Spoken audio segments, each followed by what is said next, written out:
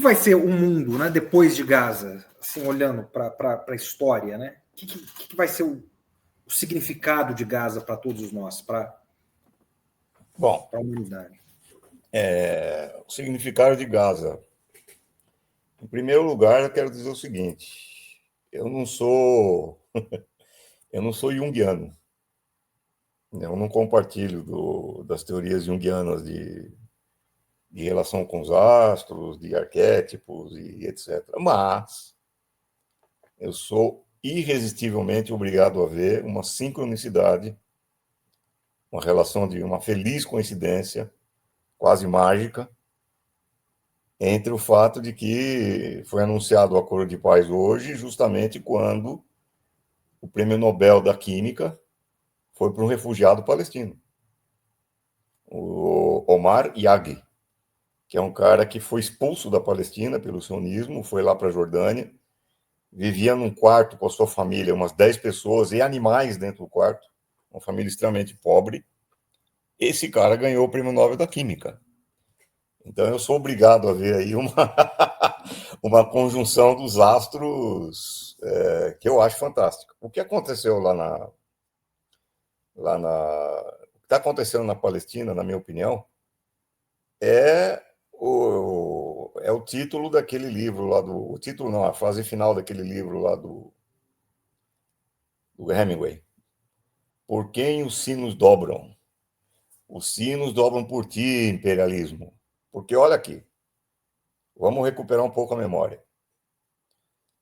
Um pouco antes de outubro de 2023, de 7 de outubro de 2023, o que estava acontecendo? O Joe Biden anunciou para o mundo, um cara bem festiva, aquela cara de imbecil dele lá, genocida festiva, que os Estados Unidos, junto com os parceiros árabes e com Israel, haviam criado o corredor comercial Índia, Israel, Europa. Que aquele acordo comercial iria fazer da Ásia Ocidental, evidentemente ele não falou Ásia Ocidental, ele falou Oriente Médio, que é a linguagem do imperialismo. Então ia fazer da Ásia Ocidental uma região absolutamente próspera, porque ia unificar aquela região, etc e tal, gerar comércio, gerar investimentos, gerar produção, dinamizar a relação econômica com a Europa, exportação de gás e petróleo lá pelo Mediterrâneo e não sei o que, não sei mais, não quer mais as contas. Na Assembleia Geral de setembro de 2023, o Netanyahu apresentou um mapa do novo Oriente Médio e que esse mapa aparecia, esse corredor comercial aí do Biden, e nos dois casos, tanto no discurso do Biden quanto no discurso do Netanyahu, faltava uma palavrinha: Palestina. A Palestina não aparecia. Lá dentro de Israel, você estava tendo manifestações gigantescas contra o Netanyahu. Mas nada a ver com a Palestina. Manifestações porque o Netanyahu estava querendo promover reforma do sistema judiciário israelense de forma a concentrar poder nas mãos dele e tentar escapar de um escândalo de corrupção que vai botar ele na cadeia. E ele vai para a cadeia. Se você pegar essas manifestações que estavam ocorrendo lá em Israel, pega todas.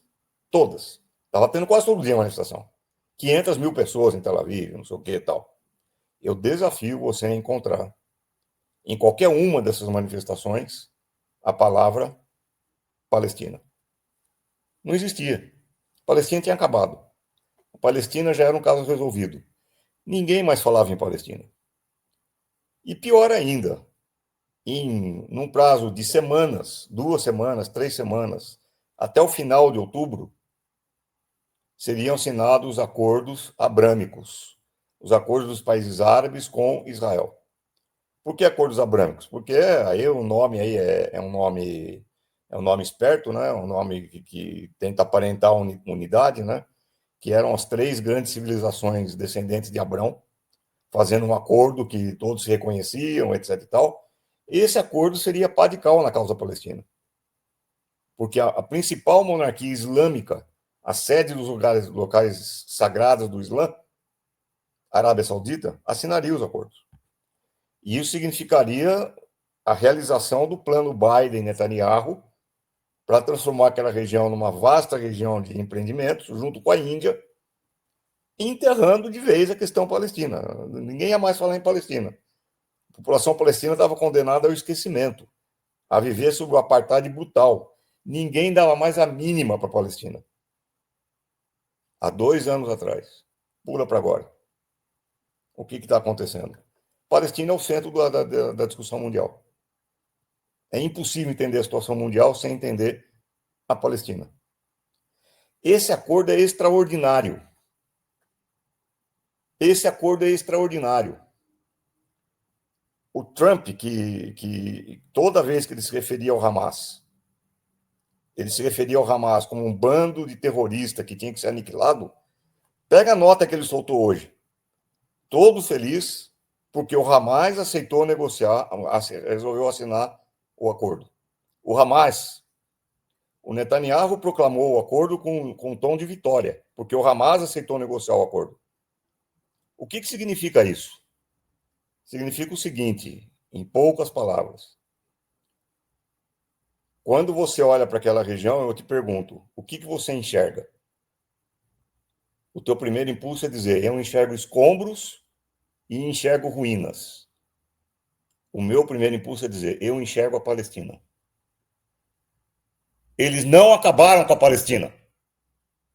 Não conseguiram nenhum dos objetivos dele, que era destruir o Hamas, expulsar a população, tomar conta daquilo tudo. Não conseguiram nada disso. Você teve a vitória do povo palestino que lutou sozinha contra Estados Unidos, contra Israel, contra Grã-Bretanha, contra França, contra o conjunto dos estados árabes dominados por monarquias vagabundas, corruptas, ditatoriais, asquerosas, só contando com o apoio do povo. Quem impôs esse acordo foi o povo palestino em primeiro lugar, mas também o povo iemenita, o povo libanês, o povo jordaniano, porque, note bem, se você perceber o que está acontecendo hoje dentro das monarquias árabes e dentro das repúblicas, dos estados árabes em geral, os governantes árabes estão no mato sem cachorro, meu amigo. Porque, por um lado, eles têm medo do povo. O povo todo está com os palestinos. O povo todo. Isso pode ser visto, assim, muito facilmente no Iêmen. Quanto mais os Estados Unidos bombardeiam o Iêmen, quanto mais Israel bombardeia o Iêmen, mais o povo vai para a rua, apoiando o bombardeio de Israel. Quer dizer, o povo está totalmente com a Palestina. E os governantes árabes sabem disso. Então, de um lado, eles estão olhando para o povo. Cuidado, o povo está no nosso calcanhar aqui, meu amigo. Por outro lado, o que o Catar provou? O Catar provou o seguinte, não adianta eu ser escravo de Israel. Não adianta eu ser escravo dos Estados Unidos. Eu obedeço tudo que os Estados Unidos manda. Eu obedeço tudo que Israel manda. E o que acontece comigo? Sou bombardeado. Então, olha a situação dos caras. De um lado, o povo. De outro lado, eles sabem que se Israel se fortalecer, o próximo vai ser eles. O próximo vai ser eles. Como está acontecendo com o Líbano, como está acontecendo com a Síria. Israel não vai parar se ela se fortalecer nessa história toda. Então, mesmo os escravos governantes árabes, esses déspotas vagabundos, que estão montados sobre montanhas de petrodólares e não dão um centavo para o povo, mesmo esses caras sabem que eles não podem tolerar tudo. O mesmo com a ditadura no Egito. Nós vimos o que aconteceu com o Mubarak no Egito durante a Primavera Árabe. Caiu, quando a população do Egito foi para a rua. E a população egípcia está com os palestinos, como toda a população árabe está com os palestinos.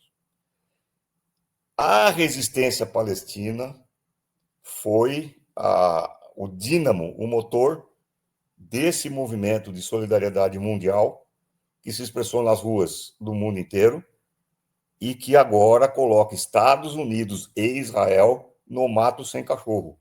Eu digo Estados Unidos por quê? As pesquisas mostram nos Estados Unidos que a juventude inteira está com as palestinas. Pela primeira vez na história dos Estados Unidos. Todas as pesquisas de opinião mostram. Inclusive a juventude do Partido Republicano. A imensa maioria está com a Palestina. O Partido Democrata nem se fala, 70% está com os palestinos, o Partido Democrata. O Trump está vendo isso. O Trump, ele é um gangster, ele é uma besta, ele é um sujeito inescrupuloso, mas ele não é um idiota. Ele sabe que ele precisa ter a base dele. Aliás, na minha opinião, essa mesma análise levou o Trump a ligar para o Lula. Não foi química porra nenhuma. Essa história de química aí é para boi dormir. Chegaram para o Trump e falaram: meu amigo, o preço do café, o preço da carne, do jeito que está aqui, você está ferrando com a gente aqui. Os capitalistas avisaram para o Trump isso daí. Numa situação interna dos Estados Unidos que está em frangalhos, diga-se de passagem. Mas não vamos entrar nisso agora, senão vai ficar muito longo os próximos. Então, e dentro de Israel, eu tenho uma pergunta simples para fazer. Por que o Netanyahu se sentiu na obrigação de explicar 6 vezes, ele teve que vir a público 6 vezes explicar que não foi ele que mandou matar o Charlie Kirk? O Netanyahu nunca deu satisfação para ninguém. Surgiu essa versão de que ele matou o Charlie Kirk porque o Charlie Kirk começou a se distanciar de Israel, porque o Charlie Kirk tem os motivos dele, não vamos discutir isso agora, mas que afetou profundamente a base do MAGA, porque o Charlie Kirk estava começando a criticar Israel, e isso afetava a base do MAGA, e o Netanyahu falou corretamente, dentro de Israel ele fala isso. A única coisa que não pode acontecer é nós perdermos o apoio do Partido Republicano. O Netanyahu cansa de falar isso, porque ele sabe que já perdeu o apoio da Juventude Democrata. Se ele perder o apoio dos republicanos agora, ele está ferrado, acabou Israel. Então, quando veio o assassinato do Charlie Kirk, ele se viu na obrigação de 6 vezes vir a público dizer que não foi ele que matou. Bom, quando um cara como Netanyahu diz 6 vezes que não foi ele que matou, qual é a única certeza que você tem? É óbvio que foi ele que mandou matar. Agora, isso tudo garante que o acordo vai ser respeitado? Não. Garante que vai ter paz? Não. Garante que vai ser tudo. Mas escuta, nenhuma luta de libertação nacional se resolve em 2 semanas, em 3 semanas, nem sequer em 2 anos. Eu me lembro de uma tarde memorável que eu passei, um dia inteiro que eu passei, memorável. Eu, o João Pedro Stedley e ninguém mais, ninguém menos que o Ahmed Ben Bella, que foi o grande líder da Revolução Argelina. Uma tarde inteira discutindo, lá no acampamento, lá no Rio Grande do Sul. Discutindo a situação na Argélia, não sei o quê, piripororó. E ele explicando. Milhões de camponeses morreram naquela luta contra a França. Não é uma coisa que vai se resolver do dia para a noite, assim. Buf, pipoca aqui, pipoca ali, desanoitece amanhã, tudo mudou. Não é, Caetano Veloso? Isso aí é um processo. Agora, o que acaba de acontecer é um acontecimento histórico. É absolutamente fantástico. Eu me orgulho desde o primeiro dia, ter dito que o Hamas, a resistência islâmica, a resistência palestina, são a vanguarda da luta de classes no mundo. Eu me orgulho de dizer que o anti-imperialismo, o idioma do anti-imperialismo é o idioma árabe, hoje. Assim, para mim é uma coisa absurdamente fantástica o que está acontecendo. Vamos ver daqui para frente. O Netanyahu, outro dia, ligou para o Putin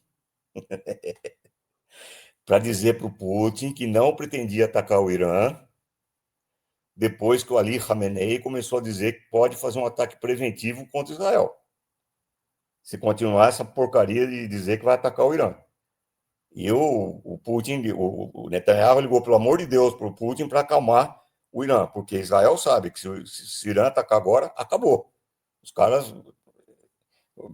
Acabou, não tem mais conversa, eles não conseguem.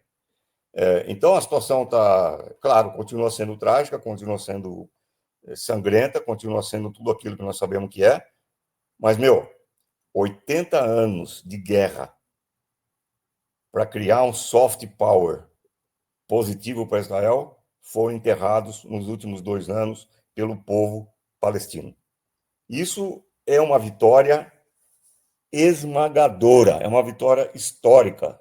É um negócio assim, todo mundo devia estar comemorando. As pessoas não estão comemorando porque estão preocupadas com a matança, é óbvio, todo mundo sente esse peso Claro, eu também sinto, mas eu não tenho a menor dúvida. Eu estou super feliz com o que está acontecendo.